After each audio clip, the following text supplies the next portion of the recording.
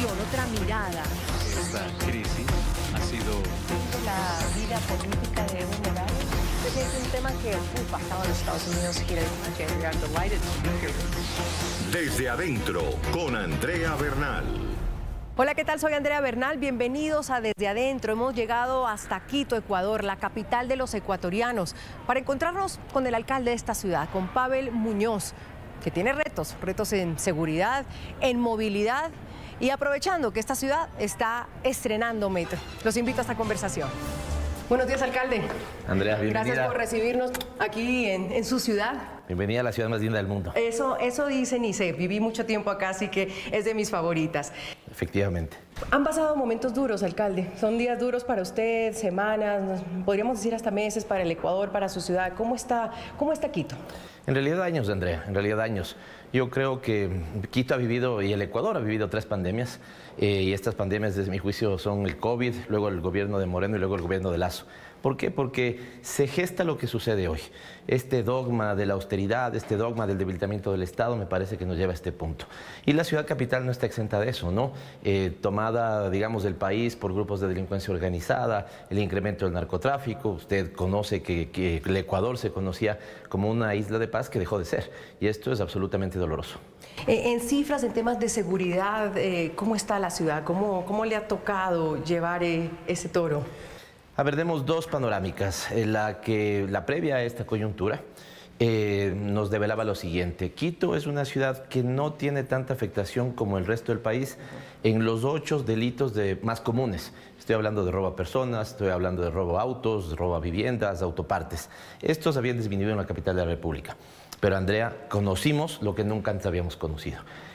Homicidios, suicidios, extorsiones, coches bomba, así que es terrible. Guerra interna, ¿usted está de acuerdo con declararla así, señor alcalde? Es dolorosísimo, Andrea. Mire, yo estoy de acuerdo con un combate frontal contra el crimen organizado, contra la delincuencia, contra el narcotráfico. Ahora, guerra interna me parece que supone un montón de factores. Entre ellos, ¿estamos económicamente listos para declarar esa guerra interna? Aparentemente no, porque ahora nos están pidiendo una contribución a los propios ciudadanos. ¿Estamos listos en términos de los efectivos, tanto de policía como de Fuerzas Armadas, para hacerlo? Veamos, la colaboración, la participación de las Fuerzas Armadas daría la sensación que ha permitido retomar el control en las cárceles. Pero ¿qué más viene, André? ¿Tomar control de las cárceles y recuperar el país? ¿O estamos frente a un tema de largo plazo? Si es un tema de largo plazo, es muy preocupante porque vuelve a frenarse la economía, generamos más desempleo, incrementa la pobreza y estaremos frente a una 4ª pandemia. ¿Hacia dónde quiere usted llevar a esta ciudad? A que se ratifique como la ciudad más linda del mundo. Esto pasa, lo digo muy rápido, sobre 5 ejes desde mi punto de vista. El primero, la seguridad. La seguridad, Andrea, que usted lo conoce bien, esta es competencia del gobierno nacional. Cuando surgen los estados, surgen bajo esta idea del monopolio del uso legítimo de la violencia. ¿Qué significa eso? Que solo el gobierno nacional es el que puede manejar las Fuerzas Armadas, manejar la Policía Nacional. Pero nosotros sí estamos haciendo esfuerzos muy importantes para colaborar con esa policía y que resguarde nuestra vida. Seguridad fundamental. Segundo, una ciudad que, si quiere, lo digo en rápido, ¿no? Que respete el derecho al trabajo, pero que al mismo tiempo sea una ciudad organizada. Estamos hablando de producción, de trabajo, de innovación, de emprendimiento, donde tenemos mucha oferta y política para ellos.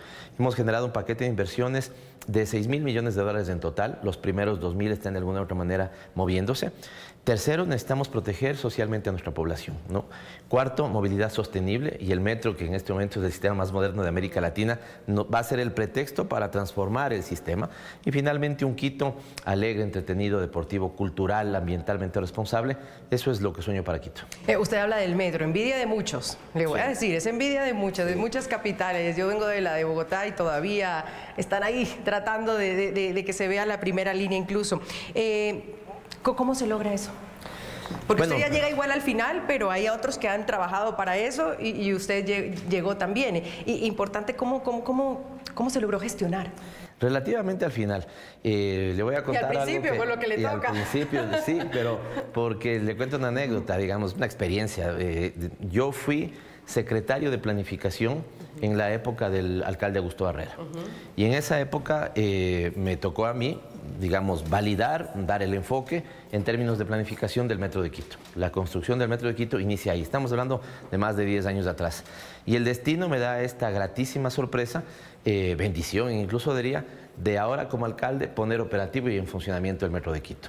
Se logra primero con empeño, se logra con voluntad política. La decisión política, Andrea, es tan importante como tener recursos.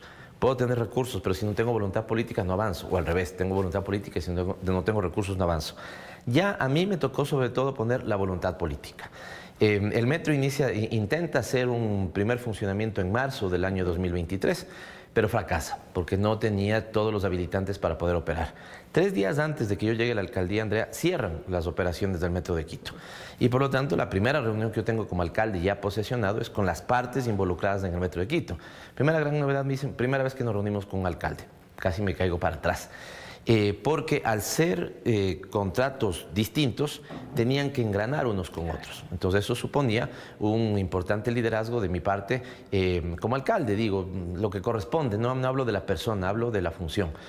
Así que generamos el liderazgo, la unión de las partes, les pedí una suerte de reprogramación de nuevo cronograma. Quedamos en que era el 1 de diciembre del 23, la fecha de inauguración, y puse todo mi esfuerzo, contingente, dedicación para que ese 1 de diciembre sea como fue. Y, Andrea, tuvimos un diciembre que yo diría no se va a volver a repetir, inaugurar el Metro de Quito. Tener unas fiestas que volvieron a tener a la cultura como eje central. Me refiero teatro, me refiero conciertos, me refiero actividades en la calle. Y esto recuperó lo que, cuando usted me preguntó que el Quito que anhelo, le hablé de elementos de política pública. Pero el más importante es, desde mi punto de vista, recuperar el orgullo y el amor de ser parte de esta ciudad, y creo que eso lo logramos de inicio. El dolor de cabeza de muchas ciudades que tienen el metro y lo gerencian es si financieramente es viable, alcalde, porque entiendo el ticket de muchas ciudades también pasa, es subsidiado. ¿Es viable financieramente el metro de Quito? ¿O ese es el dolor de cabeza? Ese es el dolor de cabeza. Casi ninguno lo es, Andrea, casi ningún metro en las ciudades en el mundo lo es. Pero yo diría que no debe ser, estoy pensando en Bogotá, estoy pensando en algunas ciudades que anhelan, que sueñan con un metro. De todas maneras, no debe ser el elemento para hacer o no hacer un metro. ¿Por qué? Porque no habría que tenerle miedo a subvencionar la política del transporte. De hecho, estoy pensando en la propia Bogotá, pero no sé cuánto subvenciona ya con Transmilenio y algunos otros. Porque es una política social. Yo creo que no solamente habría que verla con una política movilidad. Gratis no. Gratis no. Gratis no. No, efectivamente gratis no.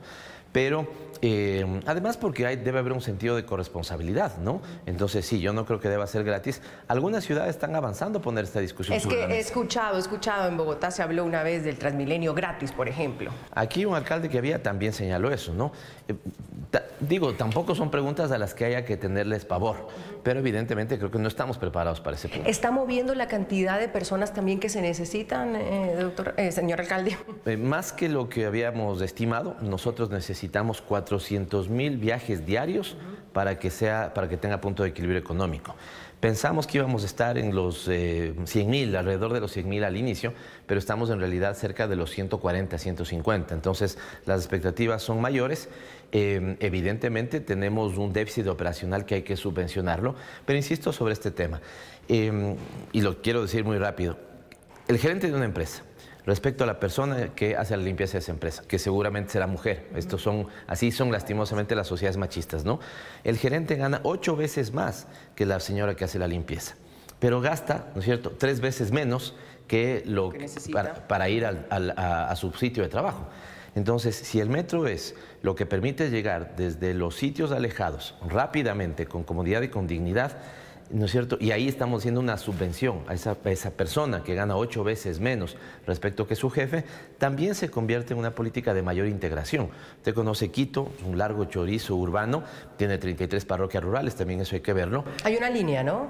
Hay una línea. Hoy una línea. ¿Y usted se ha comprometido a...? Sí, yo creo que, de hecho, ayer tuve una reunión sobre esa, he pedido que la próxima... Además, porque contractualmente tenemos que dar una respuesta si continuamos o no. Y yo creo que continuar el metro, primero, tiene que ser bien evaluado. Segundo, va a suponer un nuevo esfuerzo de inversión importante, pero también va a suponer que tengamos más viajes y, por lo tanto, busquemos punto de equilibrio del sistema. Tantos años yo trabajando entre la alcaldía y su vecino, el presidente, y sabe que nunca había estado acá. Eso le iba a decir, si no está, le invito a que por favor conozca la Casa de los Alcaldes. La Casa de los Alcaldes. Vamos a una pausa y ya les mostramos la Casa de los Alcaldes en Quito. Continuamos con Desde Adentro por NTN 24, el canal de las Américas. Usted es parte de la Revolución Ciudadana, aún todavía, de ese gran partido que hace mucho tiempo pues, gobernó, que en América Latina también tuvo todas sus incidencias, el máximo líder, el expresidente Rafael Correa. ¿Cómo ve el partido hoy? Con unos desafíos inmensos, además que son los desafíos de los partidos políticos en América Latina. Los partidos políticos nunca han logrado estar, yo diría, a la vanguardia de las sociedades, han estado detrás de las sociedades. Y nuestros desafíos como partido, como movimiento, son esos, no quedarnos detrás de la sociedad. Tenemos que mirar hacia adelante porque el partido, el movimiento, está también siendo preso, si usted quiere, de lo que sucede en el país. En el país, insisto, esto por lo nefasto que fue Moreno, olvídese de la política. Yo vengo del mundo de la sociología. Lo nefasto que fue en el sentido de que perdamos sentido de proyección hacia adelante. Desde el primer día de Moreno como presidente, yo creo que el país está viajando solamente mirando el retrovisor. Todo es del pasado, todo es del ajuste de cuentas, todo es la judicialización de la política o la politización de la justicia y no le estamos brindando, me refiero a todos, incluido, siento, nuestro movimiento tiene, este es el desafío, no le estamos brindando a los jóvenes, por ejemplo, las ilusiones movilizadoras de adelante, del tipo de país que queremos, del tipo de ciudad que queremos, del tipo de política que queremos. También hemos terminado, si usted quiere, capturados de un tipo de política que ha puesto al odio como elemento central y no a la construcción de un país de prosperidad y de oportunidades. Pero eso solo viene desde Lenín Moreno. ¿Atrás hay un mea culpa también? También, claro, nosotros hemos sido autocríticos con eso, Andrea. Pero fíjese, justamente ese elemento autocrítico supuso para nosotros decir, enfrentemos el futuro. Y creo que, de alguna otra manera, hemos sido el partido que mejor ha podido adaptarse a las coyunturas que venían. No hemos dejado de ser el mayoritario en número de votos en la Asamblea Nacional, ¿sí? En las elecciones últimas seccionales fue una victoria contundente parte nuestra, pero también no hemos podido ganar las 3 últimas elecciones presidenciales. Hay quienes decían que están condenados a ganar en primera vuelta y no llegar. ¿Qué dice usted? Creo que no, creo que no. ¿Han sabido leer el país, alcalde? Sí, pero nos está faltando más precisión. Yo creo que nos está faltando más precisión. Y nuevamente esto, ¿no? Porque, y creo que en términos locales, usted ya está por fuera, se extraña periodismo responsable en el país, ¿no? ¿Por qué? Porque también deberían ser, si usted quiere, motivadores de esa lectura afinada del país, ¿sí? Pero sí, los medios de comunicación también han sido parte de esto, de solo mirar hacia atrás, de solo estar viendo el retrovisor. Me parece que ahí estamos perdiendo oportunidades para todos, para los gobiernos, porque entonces no gobiernan, digamos, construyendo ilusiones, gobiernan construyendo justificaciones. Para los movimientos políticos estancados solamente en la disputa y no en construir niveles de acuerdo. Yo he venido planteando muy seriamente que el Ecuador debe tener un gran acuerdo nacional. Son pocos los que, tirado el guante, se lo quieren poner. Y digo, unos sectores adicionales a la política, universidades, medios de comunicación, sectores que hacen editoriales de opinión pública, que colaboren en ese sentido. Pero no, yo creo que ya hay una discusión inmensa a nivel mundial, ¿no? Fíjese lo que pasó en Estados Unidos con la toma del Capitolio en ese momento, de que la política, además auspiciada por las redes sociales, está siendo el fundamento de nuestras sociedades y hay que huir de ese escenario. Y que está polarizando, la palabra de moda, ¿no? La polarización, y nos está llevando a estos lugares donde descalifico al otro por pensar diferente a mí y el discurso, el diálogo es muy difícil. ¿Le tiene usted nostalgia al correísmo del 2008, del 2009, pensando yo cuando el presidente Rafael Correa llegó al poder, del 2010, de la Asamblea Constituyente que hablábamos, de la que usted también fue ahí nexo, cubríamos en ese momento? ¿Le tiene nostalgia a ese correísmo? En parte sí, pero no quiero vivir de esa nostalgia, ¿no? ¿Por qué en parte sí? Además porque usted puso un elemento importante, la Asamblea Constituyente. Y las constituyentes, no importa si es de Ecuador, Bolivia, Sudáfrica o lo que fuera, las constituyentes tienen un elemento fundamental, ¿sí? Activan las preguntas de qué es la libertad, qué es la democracia, qué es la justicia, qué es la igualdad y cómo construyo. Y por lo tanto son procesos de construcción de futuro para cada uno de los países. Si usted me pregunta cuál es el momento de mayor aprendizaje en mi vida, es justamente la Asamblea Nacional Constituyente. Porque la gente pensando y discutiendo, además en Montecristi, alejada de los centros, de los epicentros políticos del país, ¿no? En Montecristi, la gente llegando, haciendo su propuesta, diciendo quiero que este sea el anhelo del pacto social de los ecuatorianos, que es la Constitución, evidentemente genera mucha nostalgia. Logros como disminución de la pobreza, como aumento de bienestar, como disminución del coeficiente de Gini, también se extrañan, pero en cambio no quiero vivir de eso. O sea, lo peor sería, y este es el reto del movimiento político, porque como movimiento político si decimos solamente, ya lo hicimos en su momento, no, yo creo que es momento de decirles sobre todo a los votantes jóvenes, además hoy tenemos votantes que en esa época tenían, ¿qué? 2 años, 3 años. Es que los votantes han cambiado, son otra generación, por eso le decía lo de la lectura, los partidos políticos están logrando hacer esa lectura de los nuevos votantes, porque estamos hablando de 15 años, 16 años atrás. Pero yo creo que hay que hacer una combinación de 2 cosas, Andrea. La primera, leer mejor la política actual para que los jóvenes se conecten con ello. Pero la otra, no sucumbir ante los deseos de la banalización de la política. Porque también es muy fácil caer en la tiktorización de la política, si es que el término existiría, ¿no? Por lo del TikTok. Por lo del TikTok. Entonces, licuar, hacer una política de lo vacío, una política sin fundamento, una política que solo sea imagen y no fondo, también creo que no es posible. Sigue siendo, tal vez lo meto en problemas, sigue siendo el expresidente Rafael Correa ese gran líder. Sigue siendo, pero también creo que como todos, es que esto está pasando a todos los ecuatorianos, que no tenemos afinada, si usted quiere, la mira que nos permita leer el Ecuador. Los líderes como Rafael aparecen, digamos, en circunstancias, digamos, aparecen en momentos históricos, en coyunturas y momentos históricos que los perpetúan. El problema es que cuando se habla de mi organización política, eso se critica. Cuando se habla de otra organización política, eso no se critica. Por ejemplo, Rodrigo Borja, líder de la socialdemocracia ecuatoriana, fue por largos años el referente de su partido. León Febres Cordero, ¿no es cierto?, fue por largos años y de ahora Nebot el referente de su partido. Pero cuando se piensa en Rafael Correa, ¿no es cierto?, ya no se le ve como un referente, sino si es que el partido tiene capacidad de renovación, sino, y creo que hemos demostrado que hemos tenido la capacidad de poner muchos cuadros en escena. Pero porque las imágenes se gastan, alcalde, y además se lo digo con respeto, es buscado por la justicia. Se gastan, Andrea, pero fíjese que es hoy el político. Desde que Rafael Correa dejó su puesto, en los medios de comunicación hasta el día de hoy, son casi 6 años, no se ha dejado de hablar de él, ¿no? Y siempre que se ha hablado es de manera autocrítica. Dato número 1. ¿Bien o mal? ¿Bien o mal? Bien o mal, bien o mal. Porque, pero digo, o sea, yo creo que lo que se ha hecho también con la persona, si usted me permite, si esta es una apreciación personal, es también un poquito imperdonable. Es decir, agarrarle como el referente para, digamos, canalizar todas las críticas de esa furia y ese odio que se pudo haber generado en los 10 años de su administración. Humanamente es muy ingrato, yo creo que es perverso lo que se ha hecho. Pero después de eso, vamos a las encuestas. ¿Cuál es el político de mayor credibilidad en el Ecuador hoy? Rafael Correa. ¿Cuál es el político que después de haber gobernado 10 años y estar fuera, ¿no es cierto?, tiene es más alta su aprobación que su desaprobación? Rafael Correa.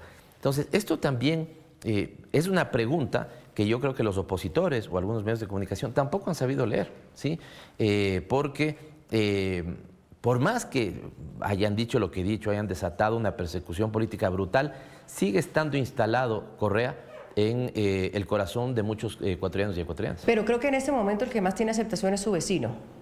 Aquí, el señor del frente, el presidente. ¿Qué es lo que pasa con todo gobierno que en sus 3 meses tiene una luna de miel? Es un reto y un desafío para mi vecino también, porque tiene que mantener esos niveles. ¿Cómo ve ese gobierno? ¿Cómo inicia el gobierno? A ver, yo particularmente... ¿Por dónde empezamos? ¿Por dónde empezamos? Esta sería la primera pregunta.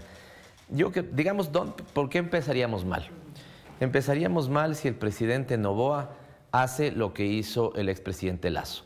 El expresidente Lasso creyó que esto era un banco y se dio cuenta que esto es un Estado.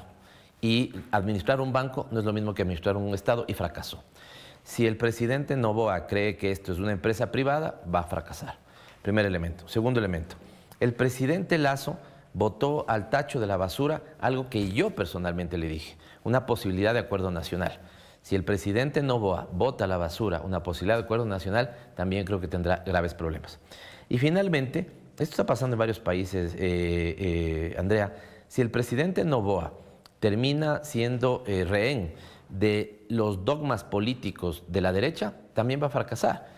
Ya le dije algunos dogmas políticos. El Estado no sirve para nada. ¿Y quién es el que tiene que brindar hoy la seguridad? El Estado, representado en la Policía y Fuerzas Armadas. El Estado no sirve para nada. ¿Y quién es el que da la salud y la educación de nuestros ciudadanos? ¿No es cierto? Es el Estado. No hay que invertir en el Estado. ¿Con qué figuras llegó Lasso, Andrea? Austeridad, mejorar el déficit fiscal, retomar la economía. ¿Y qué país le deja como herencia a Noboa? Un país destrozado. Fíjese, a Quito, y este dato, por eso yo con el presidente le he dicho, hay un punto, el presidente, voy a tener que pasar a otra actitud en defensa de los recursos de los quiteños y quiteñas. De los 12 meses del año, le pagaron 4 líquidamente, en liquidez, digamos. Lo otro ha sido compensación por bonos, ¿no es cierto?, por canje de deuda. Entonces, y esta es la forma en la que le dejó un banquero, ¿no es cierto?, al país. Le dejó en bancarrota un banquero el país a Noboa. Y si él no lee bien también el país, si él no lee bien el Estado, si él no escoge en su equipo de trabajo a gente que tenga experiencia sobre lo público, yo creo que podría no tener resultados prometedores. Lo escucho con el país en la cabeza muy claro, han sido muchos años en política. Vamos a hacer una pausa, si le parece, alcalde, y luego le pregunto, después de la alcaldía, ¿qué? Ya volvemos. Vamos con Desde Adentro por NTN 24, el canal de las Américas. Le decía que escuchándolo usted tiene el país en la cabeza. Luego de la alcaldía, ¿qué? Porque, a ver, le menciono. Usted fue un nexo en la Asamblea Constituyente. Subsecretario también, ha sido viceministro, secretario nacional de Planificación y Desarrollo, asambleísta en varias ocasiones, hoy alcalde de Quito. ¿Lo veré como candidato presidencial? La vida me ha dado la posibilidad de servir a mi país. Usted me decía, Andrea, le veo claro con el país en la cabeza. Sí, mucho tiempo haberle dedicado al estudio del país, de la Secretaría de Planificación, pero no es lo principal. Lo que está en primer lugar ahora en mi cabeza es Quito, después del país. Además, a los dos les tengo tatuados, si usted quiere, ¿no es cierto?, en mi corazón. Pero no, después de la alcaldía seguramente la casa. No me seduce para nada. No, de verdad. Siendo una de las figuras del correísmo, como decíamos.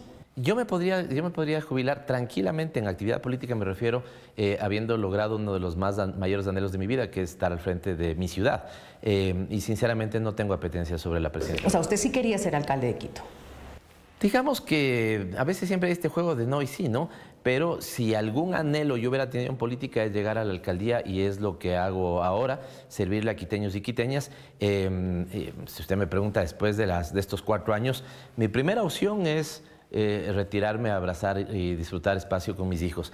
Pero si la, digamos, reelección fuera una posibilidad, habría que pensarlo. Pero no pienso en la alcaldía como un peldaño anterior a la presidencia. Se lo digo porque en muchos países de América Latina, bueno, y aquí mismo, aquí en Quito ha pasado que es yo le digo más trampolín para la presidencia. En lo absoluto, de mi parte en lo absoluto. Quito es, digamos, una pasión para mí, servirla es un sueño de vida, así que en ningún caso la pienso como trampolín. Pero si el expresidente le llama y le dice, quiero que sea mi candidato. Le diré primero que su deseo está lo que quieran quiteños y quiteñas. Alcalde, ha sido un gusto, gracias por recibirme también en esta ciudad en la que viví tantos años y quiero tanto. Bienvenida, bienvenida, este es su país, esta es su ciudad, así que cuando quieras las puertas. Gracias, y lo mejor para nuestro país también. Seguro, seguro que sí. Muy amable, le agradezco muchísimo su tiempo, gracias. Alcalde, muy amable.